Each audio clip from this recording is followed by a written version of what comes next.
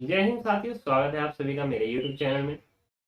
जैसे कि स्क्रीन पर आप देख सकते हैं, आज मैं आपको समाज पढ़ाने वाला हूँ। चैप्टर 18। इससे पहले मैं 17 क्लास हिंदी में पूरी करा चुका हूँ। उम्मीद करता हूँ आपने देखी भी होंगी, क्लासें आपको पसंद भी आ रही हैं और आप नोट्स बनाते चल रहे हैं। ठीक है, बिना किसी देरी के मैं क्लास शुरू करने वाला हूँ। और जैसे कि आप सभी को पता है, जनवरी फरवरी में यूपीएसआई की भी परीक्षा होने वाली है और कांस्टेबल की परीक्षा जो है यूपी की, वो भी दिसंबर के लास्ट तक पूरी करा दी जाएगी, ऐसा आदेश है ऊपर से। तो चलिए बिना किसी देरी की क्लास शुरू करते हैं। ध्यान से देखिएगा और नोट्स बनाते चलिएगा।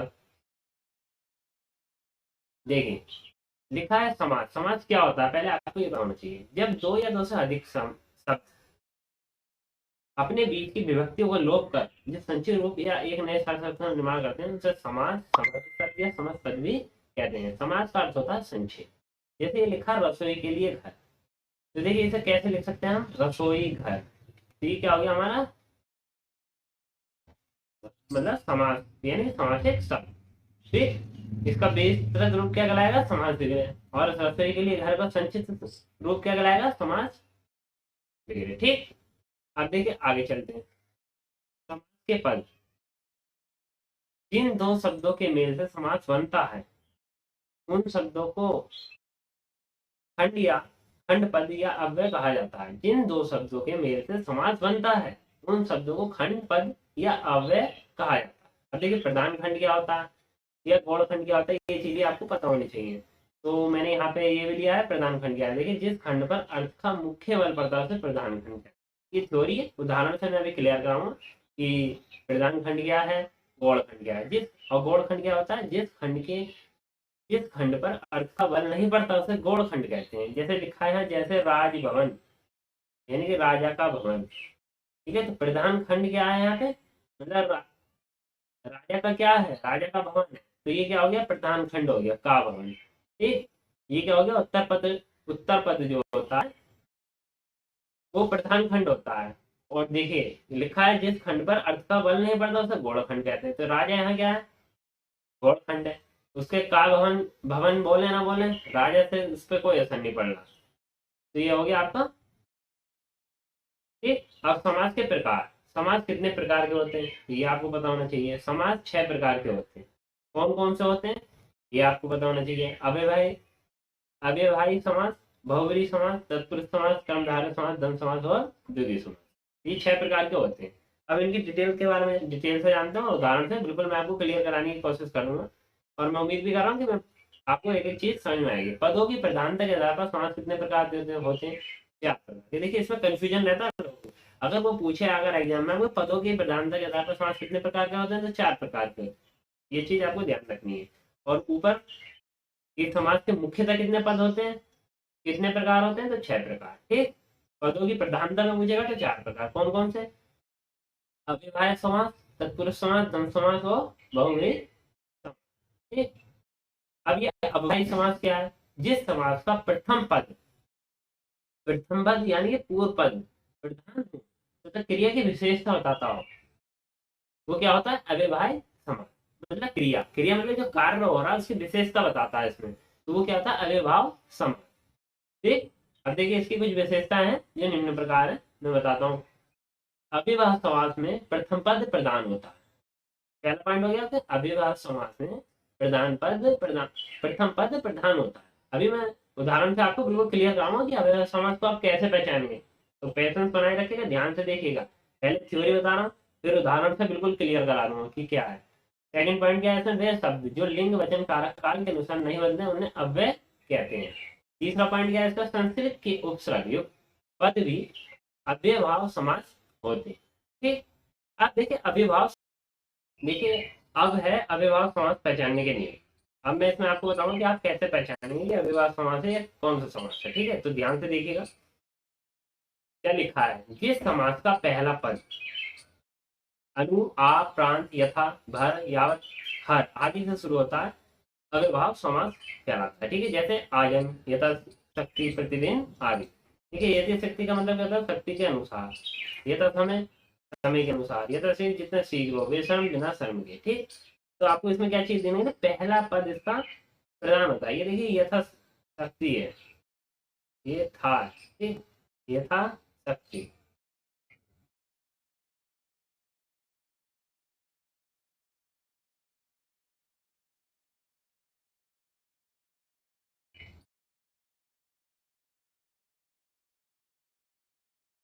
तो आप देखिए ये चीज ध्यान रखिएगा, क्या होता है इसका प्रथम पद प्रधान होता है। वे शब्द जो लिंग वचन काल काल के अनुसार नहीं बदलते उन्हें वे कहते हैं। संस्कृत अक्षर इस पद भी अव्ययभाव समास कहलाते हैं। ठीक है, चलिए अब पढ़ते हैं सेकंड पॉइंट क्या है, अव्ययभाव समास। तो अव्ययभाव समास हमने पढ़ लिया, बहुब्रीहि समास पढ़ते हैं। बहुब्रीहि समास क्या होता है, जब दो शब्द मिलकर किसी तीसरे शब्द का विशेषण बन जाए, अर्थात किसी तीसरे शब्द संज्ञा की ओर संकेत करें, पद प्रधान ना हो, बहुब्रीहि समास कहलाते हैं। ठीक है, ठीक है, अब पढ़ते हैं। इस समास में पहला पद विशेषण तथा दूसरा पद संज्ञा होता है। इस समास को दृढ़ करने में बाला, बाली, है और जो, जिसका, जिसकी, जिसके, वह आदि का प्रयोग किया जाता है। अब देखिए तो थ्योरी हो गई। अभी इसमें हो सकता है आपको क्लियर ही ना हुआ, तब मैं उदाहरण से आपको क्लियर कराता हूँ कि मैं क्या कहना चाह रहा हूँ। जैसे लिखा लंबोदर, तो क्या है, लंबा है उदर जिसका, कौन है वो, गणेश। ये तीसरे व्यक्ति की ओर इशारा कर रहा है। चतुर्भुज, चार है बुझाए जिसकी। ठीक, यहाँ क्या कह रहा है देखिए, इस समास में पहला पद क्या होता है, विशेषण। विशेषण मैंने आपको कुछ चैप्टर पढ़ाया था, और आपको बता दें मतलब जिसकी विशेषता बताई जा रही होती है वो विशेषण कहलाता है। और दूसरी पद क्या होती है, संज्ञा। संज्ञा मतलब जैसे नंबर होते हैं, नंबर बोलते हैं, दो, दो, तीन, चार, पांच, वो कौन सा समास होता है, बहुब्रीहि समास। देखिए आज समझिए, लंबोदर, लंबा है उधर जिसका, यानी कि गणेश। ठीक है, यानी कि किसी की विशेषता बताई जा रही है, विशेषण आ रहा है ना, विशेषण विशेषता बता रहे हैं, तो विशेषण शब्द हो गया ये लंबोदर। ये कौन सा हो गया हमारा, बहुब्रीहि समास। ठीक, अब ये चतुर्भुज, चतुर्भुज मतलब देखिए चार है बुझाए जिसकी, संख्या आ गई इसमें, चार है बुझाए जिसकी, तो ये कौन सा हो गया, बहुब्रीहि। क्लियर है तक, अब आप पहचान लेंगे। अब चलिए आगे चलते हैं। अगर वो आपसे पूछे बहुब्रीहि समास कितने प्रकार के होते हैं, तो आपको पता होना चाहिए कि बहुब्रीहि समास चार प्रकार के होते हैं। परीक्षा आप दे रहे हैं तो आपको पता होगा, आजकल बहुत बेसिक बेसिक चीजें भी परीक्षा में पूछी जा रही हैं, तो आपको एक एक चीज पता होनी चाहिए। अब देखिए पहला पॉइंट क्या है इसमें, समानाधिकरण। समान विभक्ति वाले समासिक शब्द समानाधिकरण बहुब्रीहि कहलाते हैं। जैसे त्रिनेत्र, तीन है नेत्र जिसके अर्थात शंकर। दशानन, दस है सर जिसके अर्थात रावण। नीलकंठ, नीला है जिसका कंठ अर्थात शंकर। त्रिलोचन, तीन है लोचन जिसके अर्थात शंकर। ठीक, ये कौन सा समास है, समानाधिकरण बहुब्रीहि समास। क्लियर, इसमें क्या है, संख्या आ रही होंगी। जैसे देखिए त्रिनेत्र आ रहा, यानी कि तीन नेत्र हैं जिसके। दशनन यानी 10 हैं सर जिसके। नीलकंठ, नीला है कंठ जिसका। त्रिलोचन, तीन है लोचन जिसके। तो ये चीज आपको ध्यान रखनी है। ठीक, अब आता है व्यधिकरण बहुब्रीहि समास। इसका सेकंड पार्ट क्या है, व्यधिकरण बहुब्रीहि समास। वे समासिक शब्द जिनकी विभक्ति समान ना हो वह व्यधिकरण कहलाते हैं। बीड़ा पानी, बीड़ा पानी का मतलब क्या, बीड़ा है पानी में जिसका अर्थात सरस्वती। चंद्रशेखर, चंद्र है, चंद्रशेखर का मतलब क्या देखिए, चंद्र है सिर पर जिसके, किसके सिर पर चंद्र है, शंकर के, मतलब ये हो गया। ठीक है, ये मतलब चंद्र है सिर पर जिसके अर्थात शंकर, शंकर के सिर पर चंद्र है, यानी कि चंद्रशेखर। स्थूल पानी, स्थूल है पानी में जिसके अर्थात शंकर। गिरधारी, गिरिधर, गिरी को धारण किया जाता है, किया है जिसने, अर्थात कृष्ण। ये क्या होता है, व्यधिकरण बहुब्रीहि। ये अभी आप उदाहरण नोट कर लीजिएगा, इसके बाद में चैप्टर के आपको प्रैक्टिस सेट लगाऊंगा, वहां आपको बिल्कुल एक एक पॉइंट क्लियर होता जाएगा। ठीक है, चलिए आगे चलते हैं। तुल्य योग, तुल्य योग जिस समाज में पहला पद सहबोधक होता है उसे तुल्य योग कहते हैं। जैसे सचेत, चेतना, चेतना के, चेतना ऑब्लिक चेत के साथ है जो। सबल, बल के साथ है जो। सपरिवार, परिवार के साथ है जो। नेक्स्ट पॉइंट क्या है देखिए, व्यतिहार जिस समय में घात प्रतिघात सूचक पद हो। बाता बाती यानी बातों बात से जो झगड़ा हुआ। गाला गाली, ठीक है, गाला गाली, यहाँ होना चाहिए गाला गली नहीं है, गाला गाली। तो गालियों से जो झगड़ा हुआ। ठीक है, व्यतिहार मतलब आपसे पूछे व्यतिहार बहुब्रीहि समास पहचानिए, तो उसमें बाता बाती मतलब बातों बातों में झगड़ा हो गया, जैसे गाला गाली यानी गाला गाली, गालियों से झगड़ा हुआ है, मतलब झगड़े का मतलब लड़ाई झगड़े का उसमें भाव उत्पन्न हो रहा हो, तो वो कौन सा हार होगा, बहती हार बहुरी समास। चलिए आगे चलते हैं।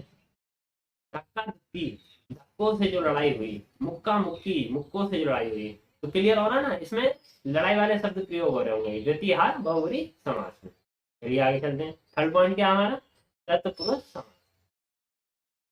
इससे बहुत परीक्षा में क्वेश्चन पूछे जाते हैं तत्पुरुष समास से, तो ध्यान से इसे देखिएगा। ये वैसे तो हर चीज आपको ध्यान से देखनी है और नोट करते चलना है। जिस समास का उत्तर पद अर्थात अंतिम पद प्रदान होता है, विभक्ति का लिंग वचन दूसरे पद के अनुसार होता है, तो दोनों पदों के बीच कारक चिन्ह लुप्त हो जाता है, तत्पुरुष समास कहलाता है। देखिए धर्म ग्रंथ, धर्म का ग्रंथ, ग्रंथ किसका है, धर्म का है, तो कौन सा अंतिम पद प्रदान हुआ, नहीं हुआ यहाँ पे, ठीक है। ब्राह्मण दक्षिणा, दक्षिणा किसके लिए है, ब्राह्मण के लिए है, ब्राह्मण थोड़ी दक्षिणा के लिए है, तो दक्षिणा किसके लिए दी जा रही है, ब्राह्मण के लिए।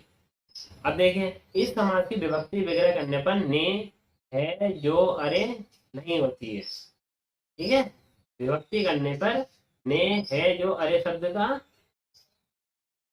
अर्थ निकलता है, ठीक है। अब तत्पुरुष समाज कितने प्रकार के होते हैं, ये आपसे पूछा जाए तो क्या बताएंगे आप, तत्पुरुष समाज 6 प्रकार के होते हैं। कौन कौन से होते हैं, कर्म तत्पुरुष, सबसे पहला कर्म तत्पुरुष। आप सब कर्म तत्पुरुष में क्या पहचान है, वह समाज जिसमें कारक चिन्ह को का लोप हो जाता है। स्वर स्वर्ण प्राप्त यानी जो स्वर्ग को प्राप्त, गगन चुंबी यानी गगन को चूमने वाला, तो ये कौन सा तत्पुरुष है, कर्म तत्पुरुष, ठीक है। ग्रह को आगत यानी ग्रह आगत, ग्रह को आने वाला यानी आगत, तो इसमें क्या है, को का लोप हो जाता है। देखिए आप कर्म तत्पुरुष कैसे पहचान सकते हैं, ये लिखा स्वर्ण प्राप्त, तो हम इसे विभक्ति करेंगे, स्वर्ण को प्राप्त, को आ रहा है, तो को विभक्ति किसमें आती है, कर्म में, ठीक है, कर्म तत्पुरुष में। अब आता है सेकंड पॉइंट, देखिए कर्म तत्पुरुष, वह समाज जिसमें कारक से के द्वारा का लोप हो जाता है, कर्म तत्पुरुष कहलाता है, यानी गुणों से युक्त। इसका शॉर्ट फॉर्म कैसे लिखेंगे, गुण युक्त, तुलसी द्वारा कृत यानी कि तुलसी कृत। अब इसे तोड़ के, अब हमसे पूछे भाई इसमें कौन सा तत्पुरुष है पहचानिए, तो हम इसे तोड़ के देखेंगे। गुणों से युक्त यानी से और के द्वारा कृत में लोप होता है, वो कौन सा होता है, करण, करता है करण से, करण से संप्रदान के लिए, ये सब चीजें पढ़ाई है ना आपको, पढ़ी होंगी तो जरूर ध्यान होंगी। चलिए तुलसी द्वारा कृत, अब इसमें द्वारा का लोप हो गया तो तुलसी कृत हो गया, तो ये कौन सा तत्पुरुष है, करण तत्पुरुष। अब आता है थर्ड पॉइंट, संप्रदान तत्पुरुष, वह समाज जिसमें के लिए कारक चिन्ह का लोप हो जाता है, तो क्या होगा वहां पे, संप्रदान पुरुष यानी शिव अर्पण यानी शिव के लिए दर्पण, के लिए का लोप हो रहा है, तो कौन सा है, संप्रदान तत्पुरुष। क्लियर, ये आपको संधि विच्छेद करने में तुरंत क्लियर हो जाएंगे कि जैसे मार्ग वह यानी मार्ग के लिए वह, के लिए का लोप हो रहा है तो संप्रदान तत्पुरुष है। अब आता है चौथा पॉइंट, आपादान तत्पुरुष, वह समाज जिसमें से कारक चिन्ह का लोप हो जाए, वह समाज जिसमें से कारक चिन्ह का लोप हो जाए, वो कौन सा तत्पुरुष है, आपादान तत्पुरुष। नेत्रहीन लिखा है तो क्या बोलेंगे, नेत्र से हीन। बलहीन से लिखा है, बल से हीन। पद भ्रष्ट लिखा है, देखिए पद से भ्रष्ट, से का लोप हो रहा है तो कौन सा तत्पुरुष है, आपादान तत्पुरुष। आपादान तत्पुरुष की पहचान क्या है, इसमें से कारक का चिन्ह का लोप हो जाता है, ठीक है। चलिए आगे चलते हैं। अब आता है संबंध तत्पुरुष, वह समाज जिसमें का के की कारक चिन्हों का लोप हो जाता है, संबंध तत्पुरुष कहलाता है। जैसे लिखा है देवालय, देव का आलय, तो इसमें क्या हो गया, का लोप हो गया, तो यहाँ किसका लोप हो रहा है, का शब्द का विभक्ति का के की कारक चिन्हों का लोप होगा, तो वहां कौन सा होगा, संबंध तत्पुरुष। देवालय का मतलब देव का आलय, का विभक्ति का चिन्ह का कारक का इसमें लोप हो गया, तो कौन सा हो गया, तत्व संबंध तत्पुरुष। श्रमदान, श्रम का दान, तो श्रमदान बोला जाएगा, ठीक है, का इसमें का कारक चिन्ह का लोप हो गया। ऐसे राजा का भवन, इसमें देखिए राजा भवन लिख दिया, ठीक। अब चलते हैं नेक्स्ट पॉइंट पे, अधिकरण तत्पुरुष। छठा पॉइंट क्या है इसका, अधिकरण तत्पुरुष, वह समाज जिसमें में पर कारक चिन्हों का लोप हो जाता है, अधिकरण तत्पुरुष कहलाता है। अधिकरण तत्पुरुष की पहचान का क्या नियम है, इसमें कारक चिन्ह जो होता है में और पर उसका लोप हो जाता है। जैसे लिखा है ग्राम बास, ये आपको दे दिया कि पहचानिए कौन सा तत्पुरुष है, तो आप बता पाएंगे। जैसे हम इसे संधि विच्छेद करें, देखिए तोड़ के देखेंगे, ग्राम में बास मतलब ग्राम में बास होने वाला, यानी कि ग्राम बास, यानी कि इसमें में शब्द का लोप हो रहा है, तो कौन सा है अधिकरण तत्पुरुष। ईश्वरोधीन, ईश्वर पर धीन मतलब भगवान पर निर्भर है वो, तो यानी कि पर शब्द का लोप हो रहा था, अधिकरण तत्पुरुष। क्षत्रिय दान यानी क्षत्रियों में अधम, अंधम, ठीक है, ये क्या हो गया आपका अधिकरण तत्पुरुष। अब आता है देखिए चौथा पॉइंट आपका इसमें, कर्मधारय समास। जिस पद को का उत्तर पद अंतिम पद प्रधान तथा पूर्व पद प्रथम पद व उत्तर पद अंतिम पद में विशेषण विशेषण का संबंध बताए। ध्यान से पढ़िएगा, इसमें बहुत कंफ्यूजन है था। जिस पद का उत्तर पद यानी कि अंतिम पद बोलते हैं वो, और प्रधान पद, प्रधान तथा पूर्व पद जो होता है, मतलब पहला पद जो होता है उसे प्रधान तथा पूर्व पद बोलते हैं, वह उत्तर पद यानी अंतिम पद में विशेषण में विशेषण का संबंध होता है, उसे क्या करें कर्मधारय। इसे विग्रह करने पर दोनों पदों के मध्य में है जो के समान आदि शब्द आते हैं। ठीक, ये आपको देखना, लिखा महाकवि, महान है जो कवि, देखिए इसके बीच में क्या रहा है जो, इसका लोभ हो गया महाकवि, आपसे बोला जा रहा महाकवि, यानी महान है जो कवि। नील कमल, नील है जो कमल, ठीक है, तो इसमें क्या होता है विशेषण की विशेषता बताई जाती है और दोनों का संबंध बताया जाता है, तो उसमें क्या हो जाता है कर्मधारय पुरुष। क्लियर, चलिए आगे चलते हैं दंत समास से। दंत समास वह समास जिसके दोनों पद प्रधान हो तथा दोनों पद प्राय एक दूसरे के विलोम होते हैं, ठीक है, तो वो क्या होता है दंत समास।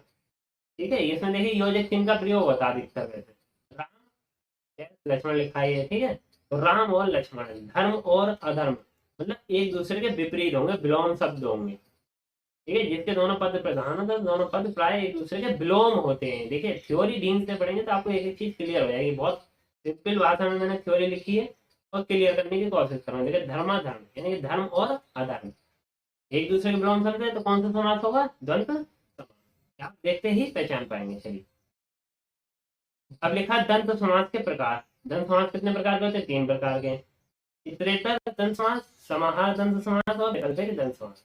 इतरेतर दंत समास का पहचान क्या है, और तथा, जैसे अन्न जल यानी कि अन्न और जल, ठीक है, अगर आपसे ये पूछ ले कि भाई इसमें दंत समास का कौन सा समास है, तो आपको पता होना चाहिए इतरेतर में और तथा, और तथा उसका लोप होता है। जैसे लिखा अन्न जल, जैसे हम कैसे तोड़ेंगे अन्न और जल, यानी और आ रहा तो कौन सा है इतर दंत समास। अब ये समाहार दंत समास, इसकी पहचान क्या, समिष्ट या समूह होगा इसमें, जैसे हाथ पांव, हाथ और पांव शरीर के दूसरे अंग के रूप में भी, ठीक है, तो इसमें क्या हो गया समाहार दंत समास। वैकल्पिक दंत समास, इसके दोनों पदों के बीच या अथवा आदि विकल्प सूचक, यहाँ क्या है सूचक, सूचक शब्दों का लोप पाया जाता है, जैसे पाप पुण्य, पाप या तो पाप या पुण्य। अब इसमें क्या आ गया शब्द के बीच में या, ये कौन सा हो गया वैकल्पिक दंत समास, भला बुरा, या तो वह भला है या बुरा है, तो क्या हो गया वैकल्पिक दंत समास। क्लियर हो रही है ये चीज। चलिए नोट जरूर कर लीजिएगा क्लास देखने के बाद, बहुत ही आपके लिए लाभदायक क्लास है और इससे क्वेश्चन परीक्षा में 100% आते हैं। अभी मैं प्रैक्टिस सेट इसके कराऊंगा, कम से कम 200 क्वेश्चन कोशिश करेंगे कि करा दें आपके परीक्षा होने से पहले। पहले हम 30 क्वेश्चन की क्लास बनाएंगे एक चैप्टर में, जब वो पूरी होगी फिर दोबारा बनाएंगे, इस तरीके से आपको पढ़ाएंगे, ठीक है। छठा पार्ट क्या है, द्वितीय समास। वह समास जिसके प्रथम पद संख्यावाचक विशेषण हो और जिसके समस्त पद से समूह का बोध हो, यानी जिसमें समूह का बोध होता है, तो क्या होता है द्वितीय समास। लिखा एक तरफा, एक ही तरफ है जो, त्रिपाठी 3 पाठों को जानने वाला, क्या है इसमें, वह समास जिसके प्रथम पद संख्यावाचक विशेषण हो और जिसके समस्त पदों से समूह का बोध हो। एक तरफा यानी कि एक ही तरफ है जो, देखिए इसमें संख्या आ रही है, ध्यान रखिएगा, ये समूह के बारे में बता रहा है, एक ही तरफ है जो, यानी समूह का बोध करा रहा है, ठीक है। त्रिपाठी 3 पाठों को जानने वाला द्वितीय समास, ठीक है। तो आप एक एक पॉइंट लिख लीजिएगा, क्योंकि ऊपर हमने देखिए इसमें बता रहे थे कि अगर आप देखते जाता है एक जैसे संख्या आ रही है इसमें, तो आप कहीं धोखे से तुरंत देखेंगे इसमें द्वितीय वो भी लिखा है द्वितीय समास, और आप धोखे से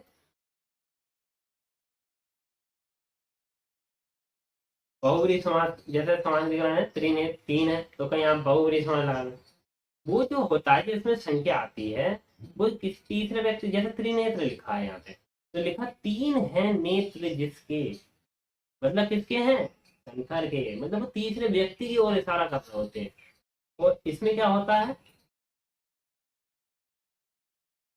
द्विगुणी समास में, ये एक समूह का बोध कराते हैं। जैसे त्रिपाठी यानी ये तीन पाठों को जानने वाला, भाई तीनों पाठों को जानने वाला हो गया, किसी एक व्यक्तिगत रूप में नहीं बता रहा, वो एक ही तरफ है, जो मतलब वो दूसरे एक समूह है, वो एक तरफ है, दूसरा समूह दूसरी तरफ है। तो क्लियर, जैसे कहीं संख्या दे रखी होंगी, जैसे त्रिनेत्र है, चतुर्भुज है, तो ये बहुव्रीहि समास हो जाएगा। मतलब ये तीसरे व्यक्ति की विशेषता बता रहे हैं, मतलब तीन है भुजा नेत्र जिसके, तो किसके हैं, शंकर के। तीसरे व्यक्ति से उसकी विशेषता पता चल रही है कि हाँ शंकर जी के तीन नेत्र हैं, द्विगुणी समास में एक समूह आता। क्लियर, उम्मीद करता हूँ क्लास आपको पसंद आई होगी। पसंद आई हो तो ज़्यादा से ज़्यादा शेयर कीजिएगा, क्योंकि आप क्लास शेयर नहीं कर रहे हैं तो थोड़ा हमारे लिए मोटिवेशन नहीं मिल रहा है। तो ज़्यादा से ज़्यादा शेयर कीजिए क्लास। मिलते हैं कल को नेक्स्ट क्लास के साथ हिंदी की। और मैथ की हम आपको पाइप एंड सिस्टम वाला चैप्टर आपको कराएंगे, ठीक है, मतलब नल तथा टंकी वाला चैप्टर से स्टार्ट करा देंगे। चलिए मिलते हैं नेक्स्ट वीडियो में, आज के लिए इतना।